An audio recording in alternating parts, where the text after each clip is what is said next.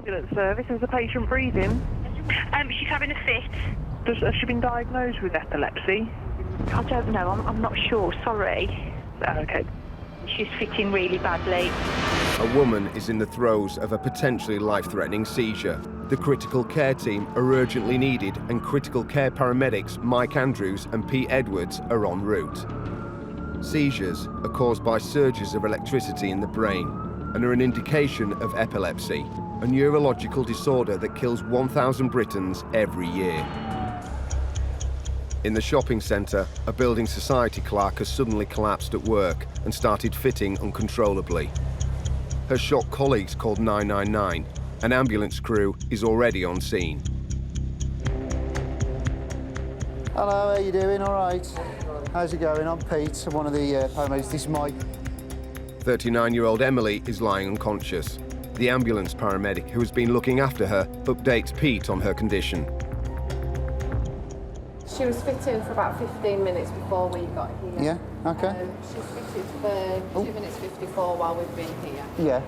You don't know anything else? Okay. No history of head injury today or anything like that. So we just got migraines recently, had a seizure today. Migraine today? Just today. Okay, all right. Can you squeeze my hand, sweet? Can you squeeze my hand for me? As part of his assessment, Pete needs to know if Emily's ever been symptomatic before. So she is an epileptic, is that what we're saying? When she was little, she did used to have it, but not recently. Right, okay, so she hasn't had a seizure for a while, but she has had them in the past. Probably about this time last year was the last one. Okay. People's jaws often clamp shut during seizures, which restricts the airways. If starved of oxygen, Emily could go into cardiac arrest. So Pete needs to administer diazepam, a muscle relaxant, to stop her convulsing. Should put a bandage on so we don't lose the IV access. Are you able to, is that all right? I'm just thinking that if she starts fitting again, we might get pulled out, mightn't it? Worried that Emily may start thrashing around when she fits, Pete needs to be sure the IV line is securely attached. I think now we've got IV access. If she starts fitting again, we'll go diazepam. Yeah, is that all right? Is that what you're thinking? Yeah, yeah. And BM and everything's all right. I think the best thing, we'll get a stretcher, get her onto the vehicle. Yeah, okay. Pete wants to get Emily to hospital, but she takes a turn for the worse. Emily, we're going to look after you, okay? Let's get a BM done, make sure her blood sugars aren't low. We've got her on oxygen, okay? If she starts really fitting again and it's prolonged, we'll give her some diazepams, and obviously we'll just have to then do a bit of airway maintenance in case she goes on. But we'll just pop the SATs probe back on, just keep her eye on her SAT. Whether or not we have the condition, 1 in 20 of us will suffer a one-off epileptic seizure at some point, and they can be fatal. Just have a look at that, Mike, make sure I've drawn up the right thing. It's diazepams and it's in date, okay? Yeah, 10 milligrams in 2 mil. All right. 9 minutes after the last one with a sedative anti-seizure medication on board, Emily's condition seems to be improving. Pop her onto her side just for, like, into the recovery position. Yeah.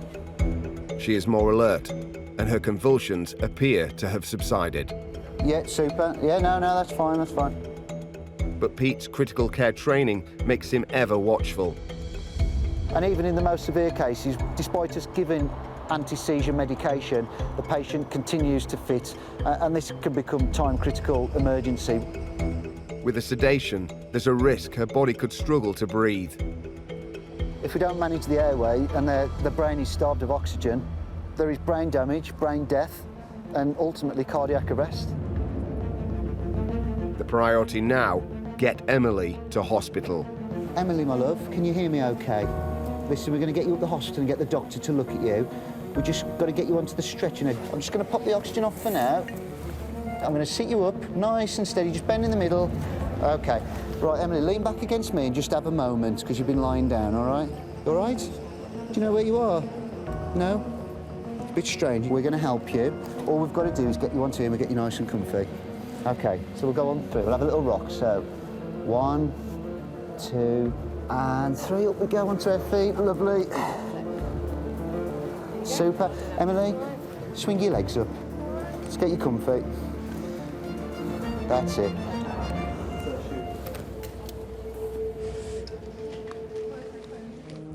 The ambulance will take Emily to the nearest emergency department. Thankfully, on this occasion, she appears to have made a quite rapid recovery. Some patients will just have one seizure, make a recovery, and they're absolutely fine. But we do go to these patients who recover, and then sometimes it might be minutes later or even seconds later, they'll have further seizures, and this can be quite complicated. And those sort of patients, we get them to hospital where they can be assessed further sometimes, just to make sure there isn't anything more untoward going on somewhere.